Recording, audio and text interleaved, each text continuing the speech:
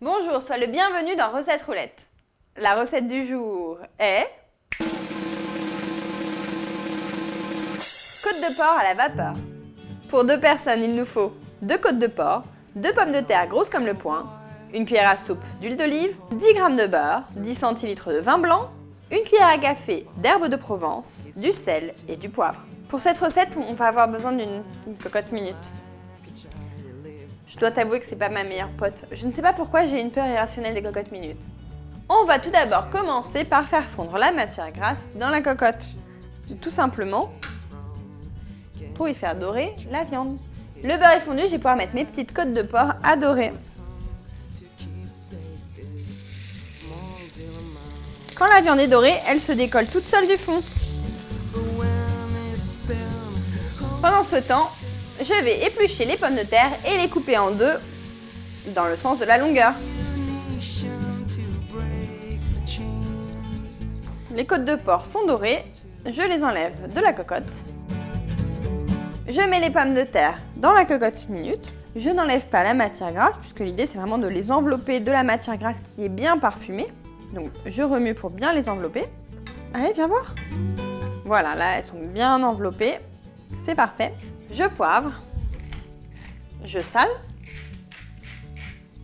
et je parfume avec des herbes de Provence. Je dispose ensuite les côtes de porc sur les pommes de terre.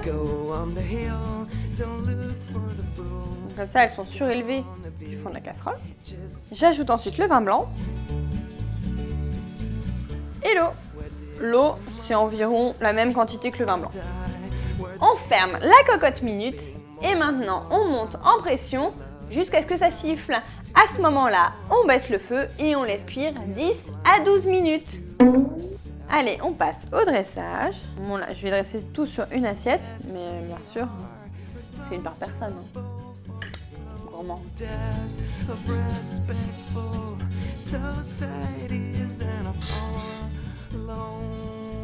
Après, ce que je te conseille, c'est de mettre un petit peu de sauce parce que ça sent super bon.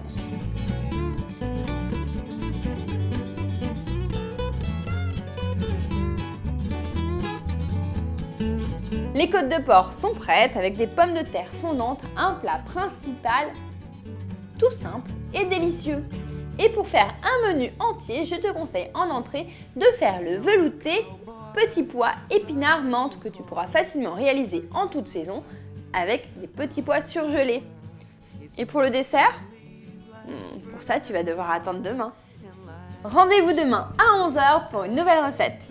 Et si tu ne veux pas en rater une miette, un conseil, abonne-toi à la chaîne Marmiton.